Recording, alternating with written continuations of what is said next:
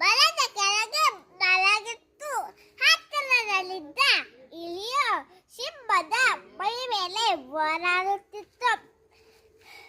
ಸಿಂಹಕ್ಕೆ ಎಚ್ಚರವಾಗಿ ಕೋಪದಿಂದ ಹಿಡಿದು ಬಿಟ್ಟಿತು. ಇದನ್ನು ತಿಳಿದು ಬಿಡುವೆ ಎಂದು ಹೇಳಿತು.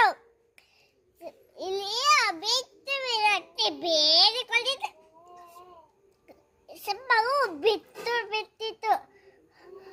ನೀನು ಕಷ್ಟದಲ್ಲಿದ್ದಾಗ ನಾವು ಸಾಯಬಾರದು ಹೇಳಿತು. ಮುಂದೆ ಬೇಟೆಗಾರ ಬೀಸಿದ